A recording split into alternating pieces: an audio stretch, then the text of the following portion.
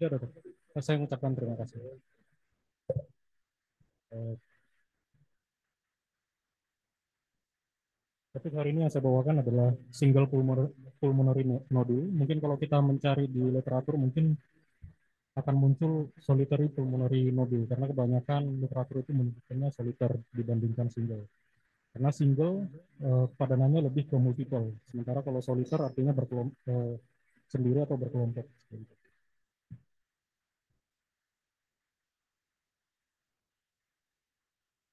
Nah, jadi kalau misalnya kita mendapatkan suatu porotorak seperti ini, mungkin pada orang yang sehat, umur mungkin umur sudah sekitar 30-40 tahun, selama ini aktivitas sehat, tiba-tiba secara insidental ditemukan semacam seperti ini. Nah, mungkin kalau kita sebagai dokter, mungkin kita pasti akan segera takut, karena salah satu yang kita takutkan, kita tahu bahwasannya lung cancer itu sangat berbahaya. Nah, tapi ini memang seperti ini. Apa yang disebutkan dengan pulmonary, solitary pulmonary nodule itu adalah nodul single sendiri dengan opasitas ukurannya kurang dari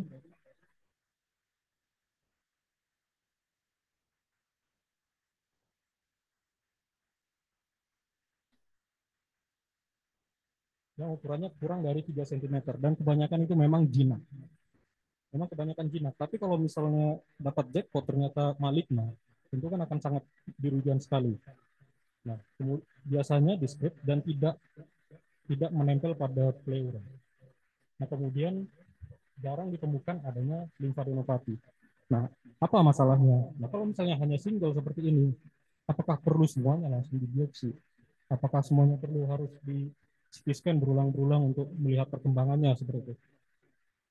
Jadi masalah dari ketika kita menemukan SPN ini sendiri adalah ini, apa yang akan kita lakukan? Nah, sekitar tahun 1969 ini mungkin ada dokter radiologi, patologi, dokter paru, bedah torak, fisiologi dan epidemiologi itu ngumpul. Mereka menamakan diri sebagai Fleischer Society, dan akhirnya tahun 2005 mereka membuat suatu guideline untuk bagaimana memanajemen suatu SPN ini sendiri. Kemudian 2013 mereka revisi untuk menekankan bagaimana jika SPN itu merupakan sebuah yang subsolid. Kemudian akhirnya mereka update tahun 2017.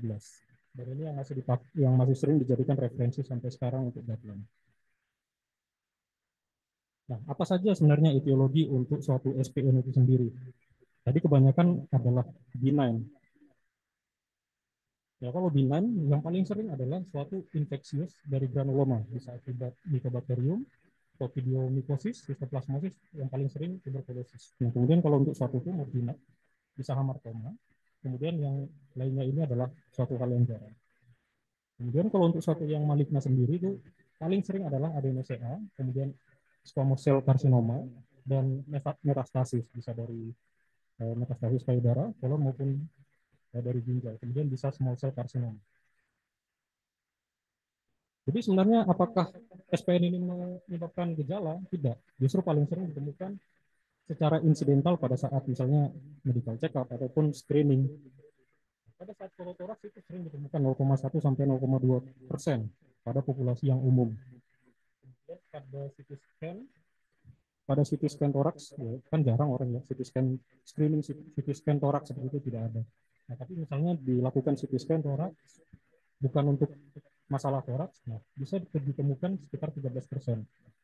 Nah, angka kejadian ini akan semakin meningkat jika dilihat pada pasien dengan perokok yang tinggi. Jadi pada sekitar 9% pada orang yang perokok dilakukan uh, yang melakukan screening bisa ditemukan SPN, dan pada 33% bisa ditemukan pada orang yang dilakukan low dose CT scan. Nah, kita tahu sampai sekarang untuk jenis cancer itu yang paling tinggi yang menyebabkan kematian itu adalah lung cancer. Yang mana kalau kita tahu kalau dia ditemukan pada stadium 1A, maka angka survival rate-nya 5 tahun itu masih tinggi, 85%. Dan akan semakin mengecil kalau sudah masuk ke stadium 4. Nah, di sini jika kita sudah menemukan SPN, maka kita harus lihat suatu yang namanya evaluasi, dan klinisnya harus kita evaluasi, dan apakah ada faktor risiko untuk orang tersebut. suatu keganasan. Yang pertama bisa dari smoking, advanced age, dan eh, keganasan, ILD, emfisema, ataupun ada riwayat paparan terhadap zat-zat seperti asbes, uranium, dan radon. Nah, kemudian penting juga kita harus mengeksklusi apakah pasien ini memang suatu infeksi. Kita lihat apakah ada faktor risiko untuk pasien ini atau gejala yang mengarah ke suatu infeksi. Nah, bagaimana kita melihat pasien-pasien yang berisiko untuk suatu keganasan? Pertama, kita bisa lihat dari ukurannya sendiri. Jadi kalau dari ukurannya, pasien semakin besar ukuran pulmonary nodulnya, maka kemungkinan untuk dia suatu malignansi dia akan semakin besar. Dimana kalau lebih dari 10 mm bisa sampai 30 sampai 60%. Nah, kemudian kita lihat dari radiologinya, apakah dia solid atau subsolid. Nah, subsolid ini bisa dibagi juga menjadi ya ada yang ground glass nodule, ada juga yang part solid nodule. Nah, kalau misalnya dia setelah diulang, setelah dilakukan evaluasi beberapa lama dia tetap persisten subsolid nodule. Nah, ini ini yang akan sering menjadi malignan. Kemudian lokasinya. Kalau lokasinya sering kita temukan di upper lobe, nah ini yang sering juga dikaitkan dengan suatu malignansi. Kemudian ketika tepi dari nodul tersebut kita lihat kalau misalnya marginnya eh, tidak beraturan atau sunburst, nah ini juga risikonya lebih tinggi eh, untuk malignansi. Sementara untuk yang smooth itu lebih untuk yang benign. Nah, kemudian bisa juga dengan kita lihat dari kalsifikasi. Untuk kalsifikasinya ada yang eksentrik, nah itu biasa sering dikaitkan dengan suatu malignansi. Sementara untuk yang nanti ada contohnya di belakang nanti kita lihat. Kemudian dari morfologinya, untuk yang dari dindingnya kita lihat apakah kalau dia smooth dia lebih ke benign, kalau irregular dan tebal itu lebih sering suatu malignan. Jadi mungkin ataupun kalau misalnya kita lihat dari suatu yang awalnya sebelumnya dia smooth, kemudian setelah dievaluasi misalnya 6 bulan dia menjadi tebal, maka itu kemungkinan lebih ada kemungkinan untuk malignan. Kemudian pada saat misalkan dilakukan kontras, bagaimana enhancementnya? Nah, modul yang dengan enhancementnya lebih dari 20 itu lebih sering di suatu malignan dibanding yang kurang dari 15. Kemudian pertumbuhan dari SPN itu sendiri. Jika kita lakukan evaluasi secara bertahap, misalnya kita katakan waktu untuk dia volumenya untuk membesar sampai 2 kali lipat, kalau misalnya kurang dari 20 hari, artinya pembesarannya cukup progresif, ini kemungkinan justru adalah sesuatu yang benign, yang dengan etiologi infeksi. Sementara kalau dia suatu SPM yang malignan, dia doubling time-nya itu bisa 20 sampai 400 hari. Nah, kemudian eh, intraparenchymal lymph node. Nah, ini sudah kalau menurut guideline ini sudah pasti suatu yang benign karena ini merupakan lymph node di di intraparenchyma dan ini merupakan suatu eh, pelebaran dari suatu channel limfatik. Nah, nah ini yang dikeluarkan oleh uh, Plasma Society yang terakhir tahun 2017. Mereka gunakan ini untuk pasien yang kita gunakan ini untuk yang pasien lebih dari 35 tahun. Jadi kalau misalnya masih di bawah 35 tahun ketemu satu SPM, maka dari sini mengatakan bukan uh, sulit untuk dimasukkan ke guideline ini seperti itu. Kemudian kalau misalnya pasien memang kita sudah tahu ada cancer sebelumnya, kita tidak pakai guideline ini. Kemudian kalau pasiennya juga dengan imunokompromis yang risiko untuk terjadi suatu infeksi, nah kita tidak pakai guideline ini. Guideline ini sebenarnya sudah cukup dirangkum hanya dalam sebuah tabel, yaitu dibagi menjadi, mereka membagi kalau ditemukan nodul insidental, maka dibagi menjadi solid maupun yang subsolid. Nah kalau misalnya yang solid, kita lihat apakah dia single atau multiple. Kemudian low risk atau high risk. Low risk atau high risk ya. High risk tadi saya di belakang sebelumnya sudah saya jelaskan. bagaimana karakteristiknya, bagaimana ukurannya, bagaimana doubling time-nya seperti itu.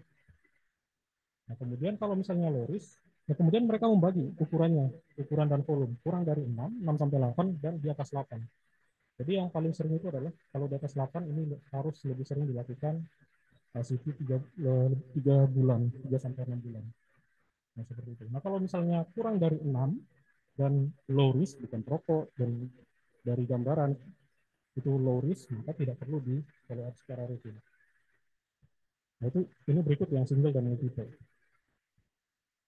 Nah, kemudian kalau misalnya yang subsolid, mereka membaginya apakah dia single maupun multiple, dan yang single ini ada ground glass maupun yang part solid. Nah, ini biasanya tidak perlu dia, kalau yang single, kalau dia ukurannya kurang dari 6, tidak perlu di follow up secara rutin. Tapi kalau misalnya ukurannya sudah lebih dari 6, maka ini perlu dilakukan rutin. 3 sampai 6 kalau part solid. Kalau dia ground glass, dia harus 6 sampai 12 bulan. Kemudian kalau sudah multiple, nah ini sudah indikasi dari mereka untuk dilakukan suatu follow up. Nah, kemudian mereka menganjurkan bahwasanya untuk CT scan yang dilakukan untuk menilai ini adalah suatu CT scan dengan potongan size-nya yang tipis, kurang dari 1,5 mm, untuk bisa mengukur size-nya dan volumenya secara lebih akurat. Nah, ini berikut adalah contoh-contoh untuk suatu uh, suatu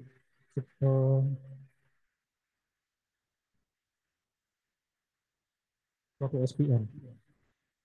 Nah, ini kelihatan smooth, kemudian dengan ada suatu kalsifikasi, ini adalah suatu hal yang benign, ya, dan ini konsisten dengan suatu hamartoma. Kemudian kalau yang ini kalsifikasinya sentral, kemudian dievaluasi di zoom ya. Ini lebih kalsifikasinya laminar, ini lebih ke suatu granuloma yang sudah lama.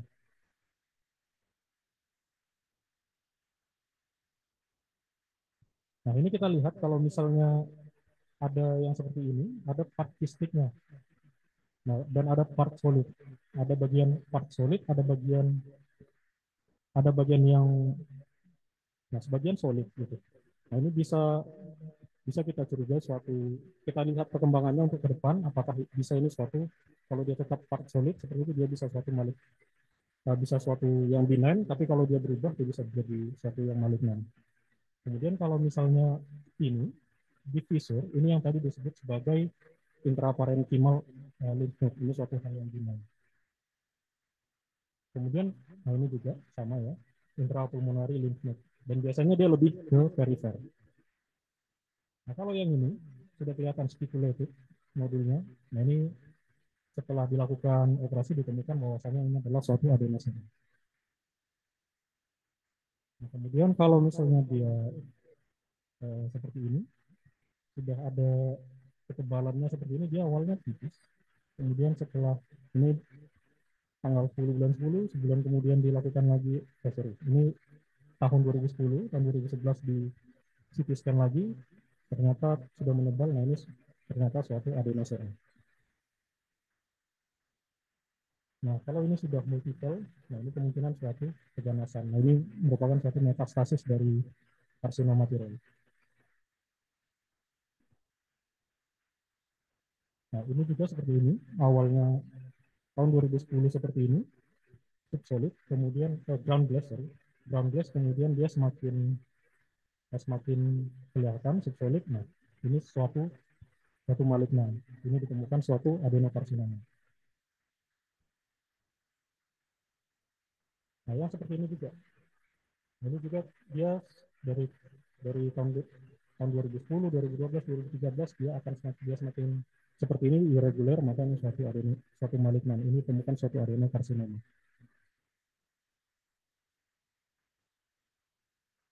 Nah, ini hanya dalam 7 bulan 7 sampai bulan 11 dia sudah menghilang. Oh, ternyata benign. Jadi ini memang suatu infeksi, jadi tidak semuanya malignan. Nah, kemudian ini dapat 6 mili ya, 6 mili. Kemudian setelah di follow up, bagian solidnya itu kan hanya kurang dari 4 mili. Ternyata dia resolusi. Jadi ini satu yang benign. Nah, kalau sudah bentuknya seperti ini, speculated seperti ini, kita sudah pasti curiga suatu keganasan. Nah, yang seperti ini juga, yang tepinya tidak rata. Nah, itu tadi untuk suatu yang di guideline yang dikeluarkan oleh Fleisner Society tahun 2017. Nah, tahun 2022 sekelompok profesor-profesor ini mereka mencoba membacktest istilahnya. Mungkin kalau backtest kita lihat apakah guideline yang direkomendasikan oleh suatu Fleisner itu cocok nggak dengan data mereka. Nah, jadi karena dari Fleisner Society yang tadi itu kan mereka berusaha mengurangi supaya jelas yang mana yang perlu disipiskan rutin, mana yang tidak perlu disipiskan rutin seperti itu. Jadi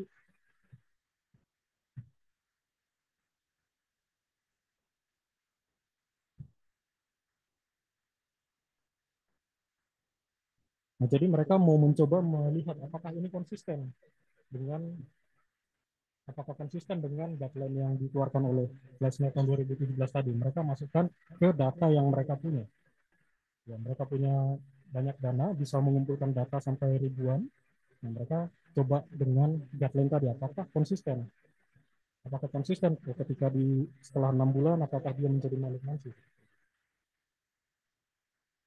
Nah, mereka membuat suatu penelitian dengan metode mereka sebutnya cohort, tapi retrospektif. Mungkin epidemiolog mungkin banyak yang tidak setuju karena ini disebut suatu cohort karena kita tahu cohort itu kita lihat sekarang lalu kita evaluasi ke depan perspektif seperti itu. Nah, mungkin kalau kita temukan mungkin ini ada yang akhirnya menyebutnya sebagai provok, suatu yang dibaca dari cohort tapi dibaca dari belakang ke depan, provok. Jadi sebenarnya mereka bilangnya cohort tapi sebenarnya mereka lihat ke belakang karena mereka ngambil datanya dari tahun 2005 sampai ke tahun 2015. Paper ini sendiri dipublish tahun 2022. Nah, mereka punya kasus itu sampai 10.000. Mereka punya database sampai 10.000 dari selama 10 tahun. Nah, yang masuk ke kriteria eksklusi, mereka buat kriteria eksklusi itu seperti sesuai dengan yang dijelaskan oleh Fleisner kriteria tahun 2017 tadi, yaitu yang umurnya di atas 35 tahun saja yang dimasukkan. Jadi umur 18 sampai 34 mereka tidak masukkan. Nah, akhirnya ketemu jumlahnya itu sekitar 5.400 kasus. Jadi sebenarnya hasil dari suatu paper ini mereka sudah rangkum dalam satu gambar ini sendiri. Jadi ternyata setelah mereka masukkan data tersebut sesuai dengan guideline-nya Fleisner tahun 2017, hanya 51% 51% pasien itu yang cocok dengan Fleisner kriteria tadi, 51%. Kemudian uh, mereka juga sebutkan hanya sekitar 54% dari strata. Strata itu adalah tadi yang kelompok-kelompok yang dibuat di Fleisner, kurang dari 6 sampai 8, di atas 8, hanya 54% yang konsisten dengan data mereka.